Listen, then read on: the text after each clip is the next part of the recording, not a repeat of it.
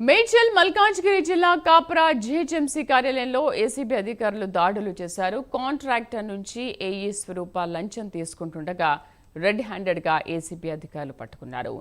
బిల్లులు చెల్లించడానికి ఏఈ స్వరూప కాంట్రాక్టర్ను 1,20,000 డిమాండ్ చేశారని ఆరోపణలు వచ్చాయి. గతంలో కూడా లంచాల కోసం ఏఈ వేధింపులకు గురి చేశారని ఆరోపణలున్నాయి. మాకు ఒక కంప్లైంట్ వచ్చిందంటే ఒక కాంట్రాక్టర్ గారు ఇక్కడ సీసీ రోడ్స్ పే చేయడానికి అతనికి కాంట్రాక్ట్ టెండర్ ద్వారా వచ్చింది. దాదాపు 28 లక్షల రూపాయలు విలువ చేసే కాంట్రాక్ట్ 28 లక్షల చీల. దాన్ని అతను ఆల్మోస్ట్ కంప్లీట్ చేశాడు. చేసిన తర్వాత దానికి బిల్స్ కూడా ఇక్కడి నుంచి వేయడం జరిగింది, కానీ పార్ట్లో వేశారు. అంటే ఒక పార్ట్ 26 లక్షల రూపాయలు ఒక బిల్లు ఎంబీస్ అవన్నీ రాసేసి 26 లక్షల రూపాయల బిల్లుని శాంక్షన్ చేయడం జరిగింది. మిగతాది 2.5 లక్షల రూపాయలు అట్లాగే పెండింగ్ పెట్టారు. దానికోసం అని చెప్పేసి ఇక్కడ తిరుగుతూ ఉంటే ఇక్కడ